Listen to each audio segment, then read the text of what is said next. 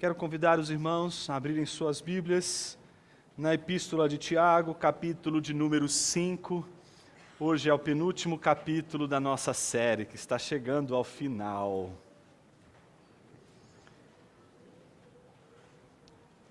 Passamos por diversos temas, desde a alegria na provação, a exortações para o cuidado com a língua, a exortações com relação à ganância, a exortações com relação ao auto-engano, exortações com relação à negligência quanto à prática da palavra de Deus que se ouve. Falamos de paciência no dia mau, mas ainda não falamos de oração. E é sobre isso que a gente vai falar hoje. Tiago encerra a epístola de uma maneira muito curiosa. Ele encerra primeiro, exortando a igreja a ser paciente nas provações, o que a gente viu na semana passada. Segundo, ele exorta a igreja a, em vez de jurar, fazer juramentos, orar, que é o que a gente vai ver hoje. E o desfecho vem na semana que vem, quando descobriremos que a última e derradeira exortação de Tiago é a de que nós devemos cuidar da mente dos nossos irmãos.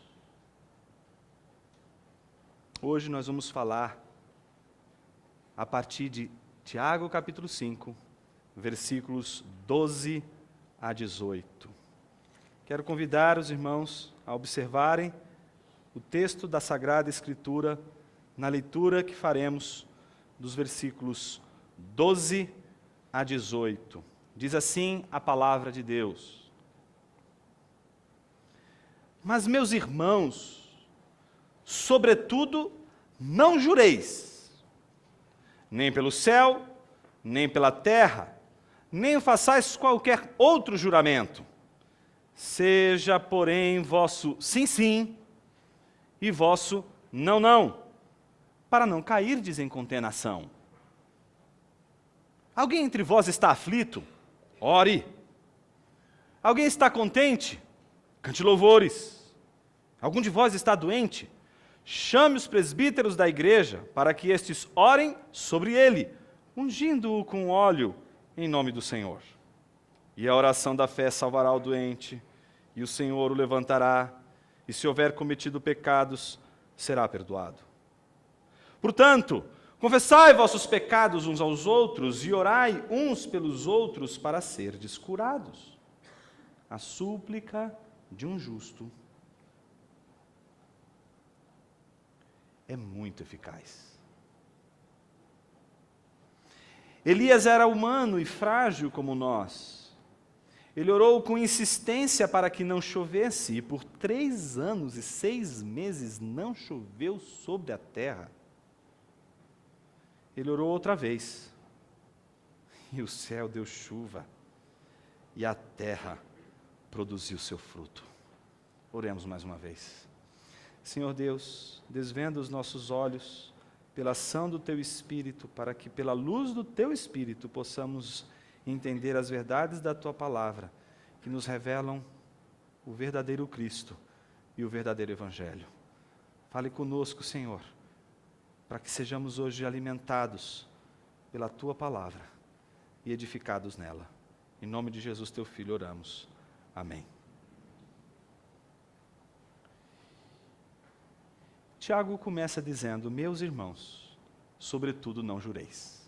Quem de nós não fez algum juramento algum dia? Juramentos do tipo: nunca mais vou pôr em qualquer situação esse objeto na minha frente, porque todas as vezes que eu coloco esse objeto na minha frente eu sou tentado por ele. Então você luta para cumprir o seu juramento. E o que acontece? Parece que o objeto surge do nada. Aparece do nada. Quantos de nós já não dissemos várias vezes, juro por Deus, que não fui eu? Quantos de nós não fazemos promessas de todos os jeitos, de todas as formas, para garantir uma espécie de mudança? Ou porque estamos, sei lá, desgraçados, e aí precisamos mudar, e aí então, vendo a nossa desgraça, nós então dizemos, juro que não vou mais fazer isso. Ou então porque estamos felizes, tão felizes, eu juro que nunca mais vou sair desse lugar, porque aqui eu encontrei o que eu mais buscava. Juramos o tempo todo. Por quê? O que há de especial nos nossos juramentos? O que há de especial nas nossas juras de amor? Juro que vou viver com você fielmente por toda a vida. Juramos, empenhamos a nossa palavra e a nossa honra, e o tempo todo esperamos que esse juramento seja suficiente como uma palavra mágica, uma espécie de abracadabra, que de repente vai fazer com que tudo aquilo que a gente acreditava que o juramento seria capaz de realizar, vai então realizar. Tiago exorta aquela igreja para que não façam isso, para que não façam juramentos. Os juramentos, eles podem ser os mais terríveis. Aqueles, por exemplo, eu juro que a partir de agora eu vou ler mais a Bíblia. Meu irmão, não faça esse tipo de juramento. Deus não está querendo que você caia em tentação. E você é o tentador nesse caso. Aqueles juramentos impossíveis. Aqueles juramentos que expressam o desejo do seu coração, mas que você não pode garantir porque você não pode cumpri-los. Quem de nós poderia dizer, serei fiel a Deus até o fim? Principalmente depois que a gente lê Pedro. Aliás, Pedro é um ótimo exemplo para nos dar esperança quando estamos desesperados por causa de nossa infidelidade. Porque julgamos, se Deus escolheu Pedro, que foi capaz de jurar, jamais te negarei. Então, se Jesus escolheu ele, ele pode escolher alguém como eu, alguém como você, que vive fazendo juramentos que não servem para nada, apenas para professar uma confiança cega de que o simples juramento já seria suficiente para mudar todas as coisas. Talvez Tiago esteja dizendo o seguinte, por que a gente, em vez de jurar, no lugar da jura, por que a gente não ora? Por que em vez de a gente prometer coisas que a gente não pode realizar? Por que em vez de fazermos votos que nós não somos capazes de cumprir? Por que em vez de realizar juramentos, nós não dobramos os nossos joelhos e oramos? Então, a primeira coisa que ele faz é dizer para a igreja, meus irmãos, sobretudo não jureis. E a pergunta é, por que não jurar em primeiro lugar? Não jurar porque, em primeiro lugar, foi Jesus quem disse para não jurar. Vocês sabem muito bem que Tiago está assim, o tempo todo, né? De olho em Jó, de olho no Sermão da Montanha. De olho em Jó, de olho no Sermão da Montanha. Onde ele está de olho agora? O Sermão da Montanha. Por exemplo, capítulo 5, versículo 33, peço que você deixe o seu dedo marcado aí, mas rapidamente vá para Mateus capítulo de número 5, versículo 33 a 37, é o início do Sermão do Monte.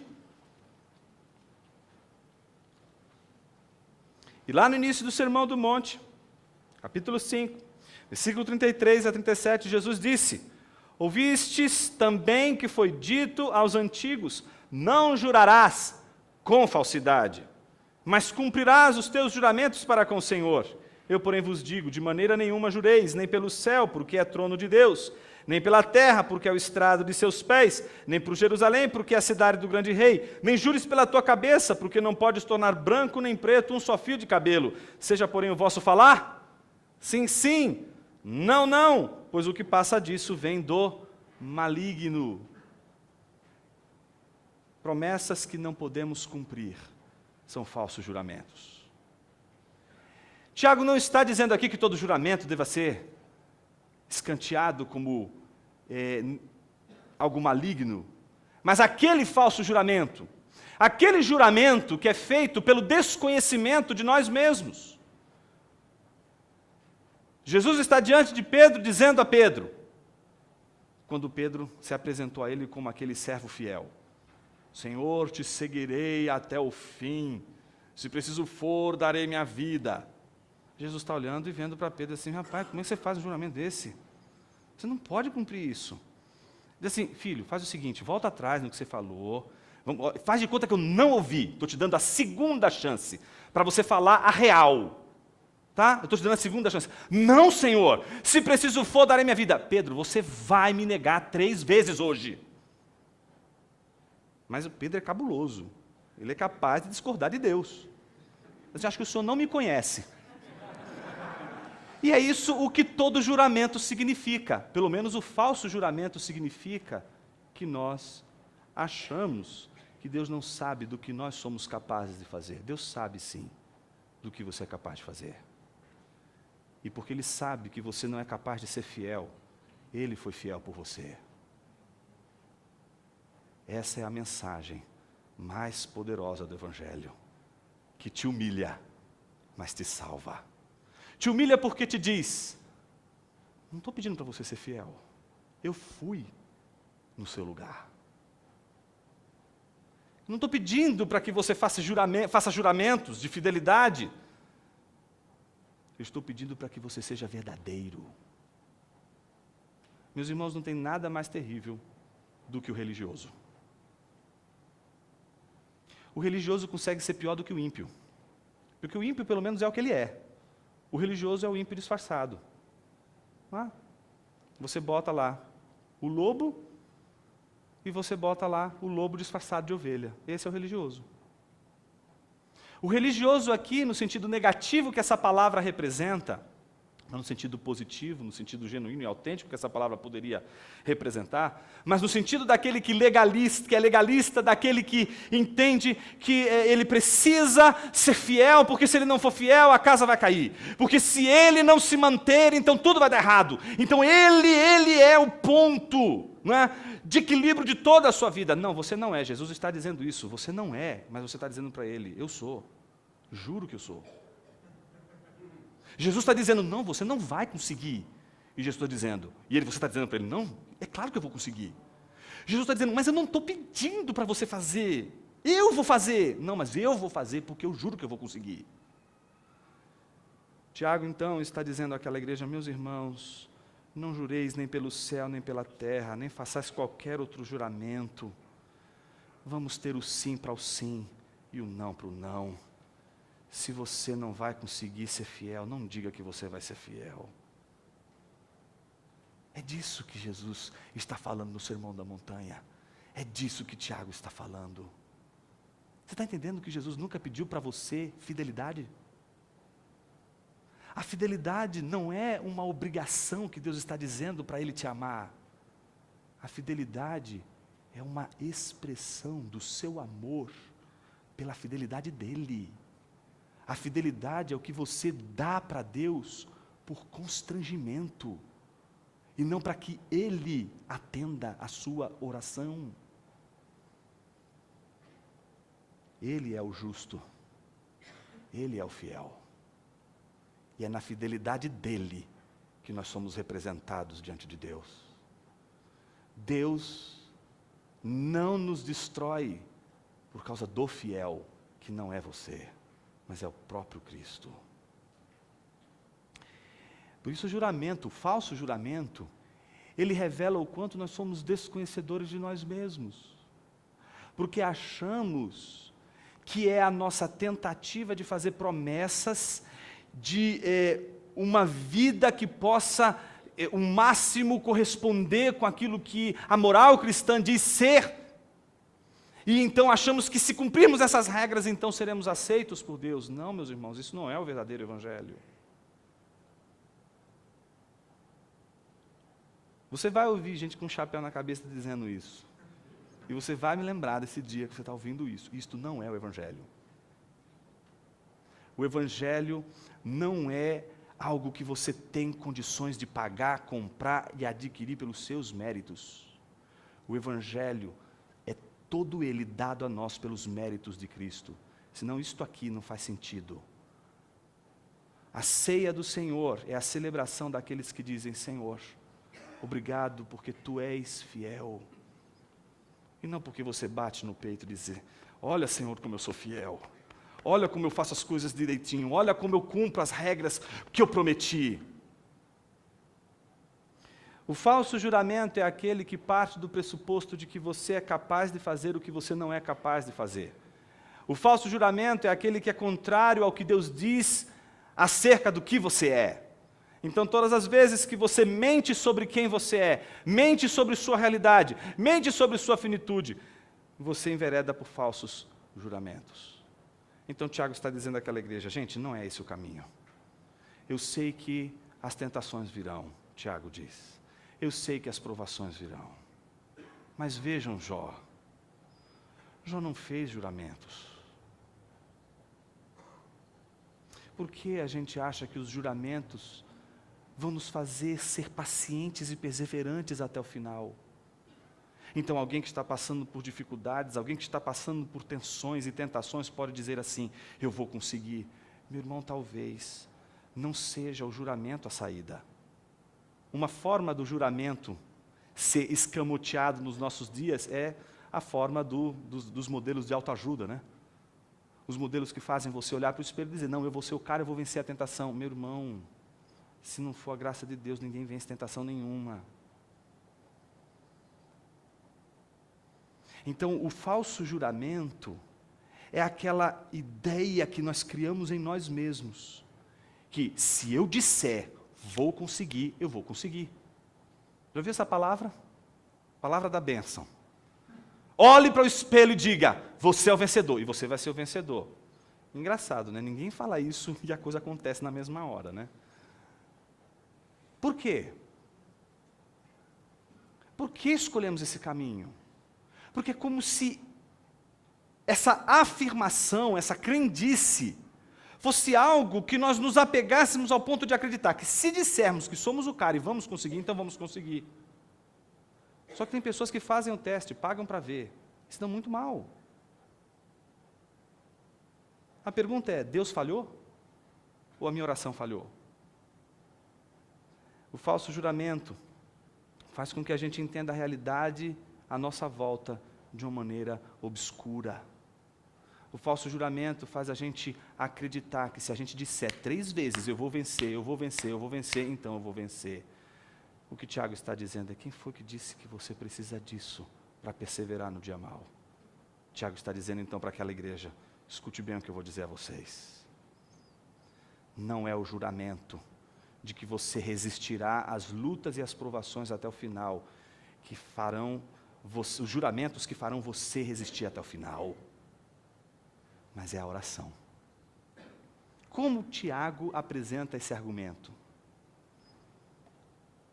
Veja no versículo de número 13, como ele começa fazendo algumas perguntas. E essas perguntas, elas nos conduzem aos que nós chamamos de sinais de uma comunidade cuidadora. Tiago está preocupado com o fato de que naquela igreja existem pessoas que estão passando por provações. Então ele já deu a dica no início do capítulo dizendo: sejam pacientes, vai passar. Lembra lá de Jó, passou, vai passar, você também vai enfrentar. Seja paciente, persevera até o fim. Então Tiago está lidando com pessoas que estão passando por provação, estão precisando de encorajamento. Então, depois de dizer isso, Tiago vai e diz: por que vocês estão acreditando que se vocês fizerem juramentos, vocês vão passar pelas provações e vão vencer? Não, esse não é o caminho. O caminho, portanto, começa com uma comunidade cuidadora. Começa com uma comunidade que observa à sua volta pessoas em provação. Me dirijo, portanto, aos membros desta igreja, como aqueles que também fazem parte do corpo de Cristo, aqueles que são regenerados por Jesus, para que os seus olhos se abram para os que estão passando por provação à sua volta. Porque a única possibilidade de podermos desfrutar das bênçãos de Deus na hora da provação. É numa comunidade em que pessoas sejam capazes de ter os seus olhos abertos para as provações dos outros, que sejam capazes de o tempo todo fazerem a seguinte pergunta: alguém entre vós está aflito? Alguém está contente? Alguém de vós está doente? Quantas vezes você se fez essa pergunta? Quantas vezes você olhou para a sua comunidade de fé e se perguntou: alguém entre nós está aflito? E ele diz: se alguém está aflito, o que deve fazer? Orar. Mas semelhante àquele início do capítulo de Tiago, lembra quando ele diz: se o que é humilde, de repente, no seu desenvolvimento dos negócios prosperou, glorifica a Deus. Mas é aquele que era rico, e no meio da sua riqueza perdeu tudo e conheceu a pobreza, que ele também aprenda a glorificar a Deus. Aqui, Tiago diz o seguinte: aquele que está aflito, ore. E aquele que está contente, cante louvores. A igreja vai ter os dois. A igreja vai ter pessoas que em determinados momentos estão vivendo os melhores momentos de sua vida. E elas estão ao lado de pessoas que talvez estejam vivendo o pior momento da sua vida. E Jesus não fez uma igreja para aflitos e uma igreja para contentes. Não dá para se fazer hoje uma igreja assim: eu quero uma igreja só para as pessoas contentes. Onde é que está essa igreja? No circo. Então Deus não faz uma igreja para contentes e uma igreja para aflitos. Deus faz uma igreja para ambos.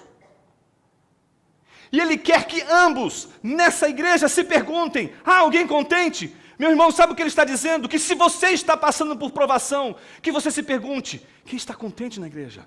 Quem está bem na igreja? E aquele que está contente possa também perguntar: há alguém em provação nesta igreja? Mas a terceira e última, ela é muito significativa. Porque a terceira pergunta não fala só de aflição, nem de alegria, mas ela fala de doença.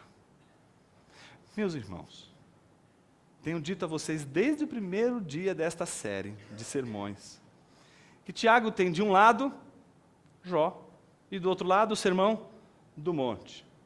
Quem era Jó? Um rico que passou por provação e perdeu todos os seus bens.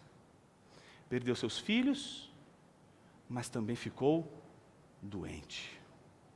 A Bíblia diz que a lepra tomou o seu corpo todo, a ponto de ele raspar as feridas da lepra com um caco de vidro. Tamanha era a irritação que aquelas feridas lhe provocavam o dia inteiro. É aquele homem doente que Tiago está dizendo: seja paciente, seja perseverante. Você já parou para imaginar, em toda a história de Jó, como a história de Jó termina? Vocês lembram que Jó perde tudo, perde bens, famílias e perde a saúde. E aí, em vez de chegar os presbíteros da igreja, chegam os demônios, quer dizer, os amigos de Jó. Esses amigos de Jó consolam ele por apenas 7 dias, porque esses amigos têm prazo de validade. Não é? O consolo deles dura só uma sala, não é só aquela ligação, sabe? E aí, como é que está? Ou aquela maldita mãozinha lá no WhatsApp.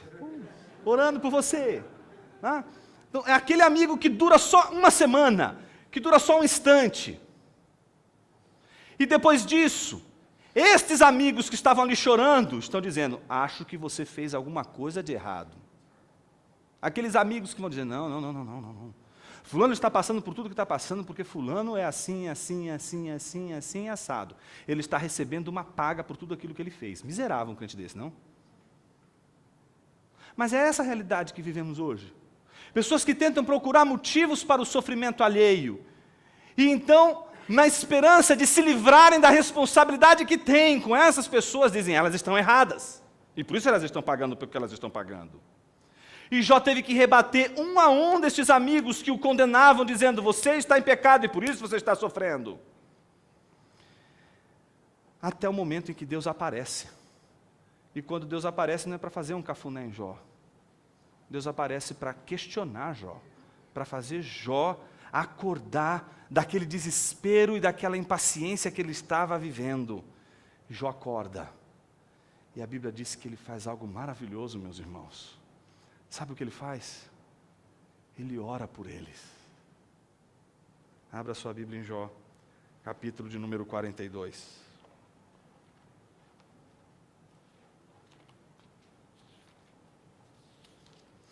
Veja o que diz a palavra de Deus a partir do versículo 7, do capítulo 42. Ao terminar de dizer essas coisas a Jó, o Senhor disse a Elifaz o temanita: estou irado contigo. Deus está irado com quem? Com aqueles amigos. Com aqueles amigos de Jó que haviam dito que ele era o culpado pelo fato de ele estar sofrendo. Então Deus diz àqueles amigos: estou irado contigo e com os teus 2 amigos, pois não falastes a verdade a meu respeito, como fez o meu servo Jó. O tempo todo eles estavam dizendo que Deus fez aquilo que estava acontecendo a Jó, porque Jó tinha pecado. Enquanto Jó estava dizendo: mas eu não pequei nada. Se o mal sobreveio a mim, foi por causa da vontade de Deus, mas não foi porque eu pequei. Então Deus diz àqueles homens: levai 7 novilhos e 7 carneiros ao meu servo Jó, e oferecei um sacrifício por vós.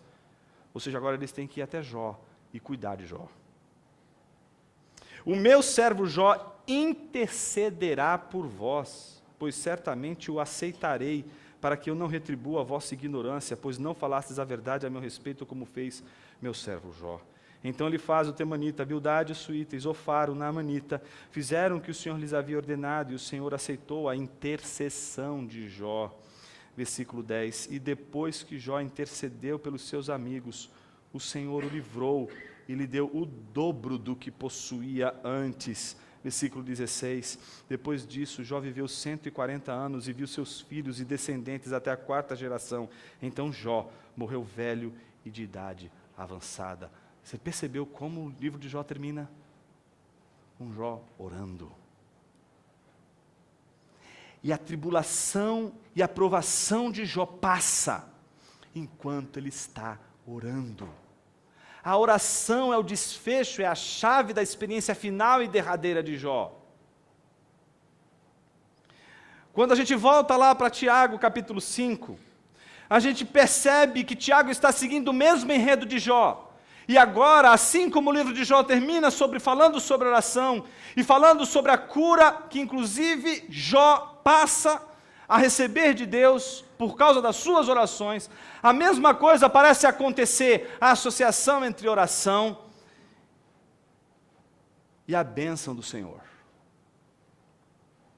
Veja só o que diz Tiago no capítulo 5, a partir do versículo 13. Alguém entre vós está aflito? Ore. Alguém está contente? Cante louvores. Mas olha só, algum de vós está doente? Chame os presbíteros da igreja, ou seja, os pastores da igreja, aqueles que são responsáveis pelo ofício pastoral da igreja. E ao chamar eles, o que eles devem fazer? Eles devem orar por ele, eles devem orar pelo que está doente, eles devem socorrer aquele que está doente. E ele faz um gesto aqui, que é ungir com óleo em nome do Senhor. Eu vou ter que entrar nessa parte agora para fazer uma nota de rodapé, porque eu não resisto. Não é? Sabe o maldito olhinho que fica ali? Aquele cheiro de perfume mofado que se põe naquele olhinho. Aquele olhinho que eu vou falar sobre ele hoje. Por quê?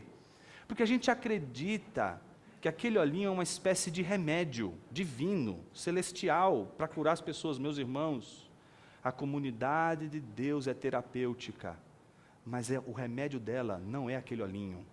O remédio dela é o amor. Pode ter óleo, mas se faltar amor, vai continuar gente enferma naquela igreja. O óleo que os presbíteros deveriam levar para ungir, a gente precisa fazer uma pesquisa desse negócio culturalmente, né, para entender o que era aquele óleo. O óleo de azeite que eles estão usando ali tinha diversas finalidades. Uma das finalidades era exatamente aquela que diz respeito ao alívio do doente. Então, se alguém estava doente, se alguém estava enfermo, Aquele óleo era uma espécie de unguento que você passava e gerava alívio para a pessoa. Eles não estavam dizendo o seguinte: eu vou ungir porque o óleo foi consagrado por 77,7 pastores. O 0,7 fica por sua imaginação. Porque eles todos reunidos fizeram uma oração forte lá no Monte Moriá, em Israel, e trouxeram o óleo de lá para que pudesse ungir e você ser curado da sua enfermidade. Então as pessoas acreditam que se elas passarem aquele olhinho, elas vão ser curadas. Meus irmãos, quando aqueles presbíteros foram encorajados a visitar os doentes para ungir com óleo, esse ungir com óleo pode significar tanto o símbolo de que a cura vem de Deus, então eles poderiam ter sido simplesmente um ritual, alguns que entendem isso, eu não acredito que seja esse o motivo. Eu acredito que o motivo seja exatamente o do alívio. Se, por exemplo, eu fosse visitar alguém que está enfermo em nossa igreja, eu teria que me perguntar, junto com os presbíteros da minha igreja, o que esse irmão está precisando? O que eu posso levar como igreja para ele e que possa trazer alívio para ele?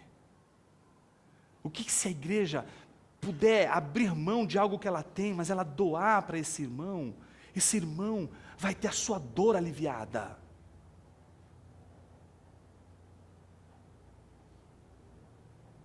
Você entende que o que está em jogo aqui não é a esperança de que se passar o óleo vai ser curado, mas é o gesto de amor. Os presbíteros da igreja estão dizendo: reconhecemos você, reconhecemos a sua dor, e estamos aqui não só para orar por você, mas para dizer o que podemos fazer para aliviar sua dor. É mais fácil, eu te garanto, é mais fácil usar o olhinho não está ali à toa. É mais fácil você lambuzar uma pessoa com óleo do que você se comprometer em saber do que ela precisa e mobilizar toda a igreja para isso. Esse olhinho que eu estou dizendo aqui, não é o tempo todo criticando ele é exatamente um veículo que Satanás pode muito bem usar para corromper e esconder o pecado de um monte de gente que se diz santa, mas que na verdade não consegue mais esconder o tamanho do seu egoísmo, justamente num ato que parece ser tão bondoso. Ou você acha que Satanás vai aparecer diante de você como um demônio? Satanás, presta atenção, Jesus já nos ensinou isso. Satanás vai se apresentar diante de nós como um anjo de luz. Não pense você que ele vai apresentar diante de você e falar assim: olha, eu vim aqui para matar, roubar e para destruir, você é minha próxima vítima. Não, porque se fizer isso, você está correndo. A primeira coisa que ele vai se apresentar a você é como um anjo de luz, como alguém que veio para curar você. Meus irmãos, diante de nenhum outro, a não ser Jesus Cristo, deve estar a nossa confiança. Não é o óleo, mas é a oração e o cuidado de pastores que você precisa. Você não precisa de óleo ungido, você precisa de um pastor e de um colégio de pastores que sejam capazes de assumir a responsabilidade de cuidar de você. É isso que você precisa. Por isso que isso é uma advertência de Tiago, também a nós pastores, que às vezes nos preocupamos muito mais com o que a ovelha tem para ofertar, do que aquilo que se tem a dar e doar para a ovelha. Somos uma igreja de pastores tosqueadores, que, como Pedro advertiu, estão mais interessados em tosquear suas ovelhas do que dar sua vida por elas. Ser um presbítero, ser um pastor de igreja, é ser alguém disposto a perder o tempo todo, perder seu tempo, perder sua paz, perder sua plenitude, perder sua saúde, perder tudo o que for, para que uma ovelha, para que uma igreja, para que uma membresia seja abençoada por Deus. Por isso, meus irmãos, quando a gente bate palma e aplaude esses charlatães, esses pregadores falsos do evangelho, que anunciam falso evangelho por causa de temor, tem muita gente que tem temor. Imagina, Jonas, que eu vou falar, é um homem de Deus, ele está fazendo, pelo menos está fazendo a obra do Senhor, e ainda usa Filipenses, capítulo 1, para justificar esse absurdo, essa aberração evangélica. O cara fala, está vendo? Paulo disse, não importa o meio que o cara pregou, o importante é que ele pregou, então vamos lá e deixa ele fazer o que ele está fazendo. Deixa coisa nenhuma! Uma igreja falsa é uma igreja de Satanás, sim. Quando ela deixa de pregar o evangelho, ela não prega o evangelho, ela prega um falso evangelho, ela prega um falso Jesus. E um falso Jesus não somente não salva, como leva pessoas ao inferno. Igrejas levam pessoas ao inferno quando elas pregam um falso evangelho, um falso Cristo. Nunca vai poder salvar você de si mesmo, de seus falsos juramentos. Nunca vai poder salvar você de seu pecado. O pior de todos os evangelhos é aquele evangelho que, em nome de Jesus, se fala contra Jesus.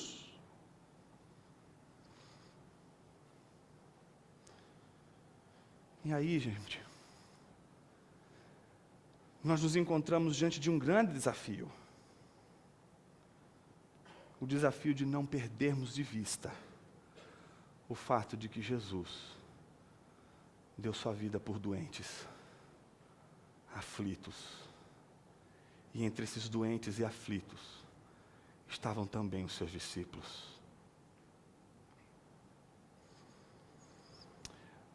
É interessante como o Tiago vai construindo, né? Algum de vós está doente, chame os presbíteros da igreja para que estes orem sobre ele, ungindo com óleo em nome do Senhor. Então já resolveu esse negócio do óleo, já desabafei. Então agora vamos para o 15. No 15, ele diz, e a oração, né, a oração da fé salvará o doente.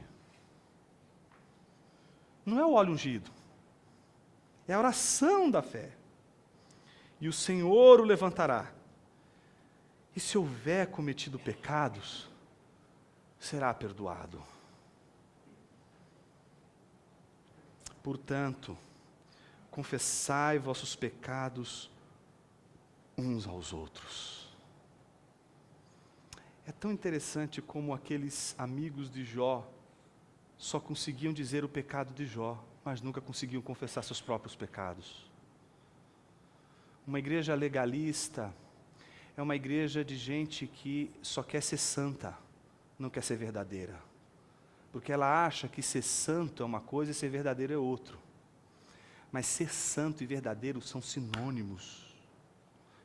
Já estou adiantando a semana que vem. Ser santo e verdadeiro é uma só coisa. Não dá para você ser santo e falso. A santidade está na verdade. A falsa santidade não é a verdade, e por isso não é a santidade. A santidade, portanto, não é a daquele que bate no peito e diz, eu sou santo. A santidade, o santo é aquele que diz, Senhor, eu não sou digno. Senhor, eu sou pecador. Eu preciso de Ti. Eu preciso do Teu perdão. Esse é um santo. O santo não é aquele que diz, olha como eu sou misericordioso, olha como eu sou compassivo. Mas é aquele que bate no peito e diz, olha como eu sou pecador. Isso é confessar. E aqui eu preciso confessar, meus irmãos, que essa nossa herança, que veio da reforma protestante, que de alguma forma negou a confissão como sacramento, e eu acho que tem boas razões para negar a sacramentalidade da confissão, por outro lado, perdeu de vista o valor da confissão. A confissão é libertadora, meus irmãos. Mas se é um bando de hipócritas que compõe a igreja de Cristo Jesus, quem vai confessar? Ninguém vai confessar nada. Por que ninguém confessa na igreja? Porque a gente, na verdade, não confia em ninguém. Isso só acontece porque nosso coração já foi tomado pelo desespero. Veja só como Tiago vai construir o raciocínio. Portanto, confessai vossos pecados uns aos outros. Mas olha aí de novo. E orai uns pelos outros para serdes curados. O que aconteceu com Jó? Jó está enfermo. Jó está passando por tudo o que ele passou. Então, os amigos de Jó são expostos no seu pecado.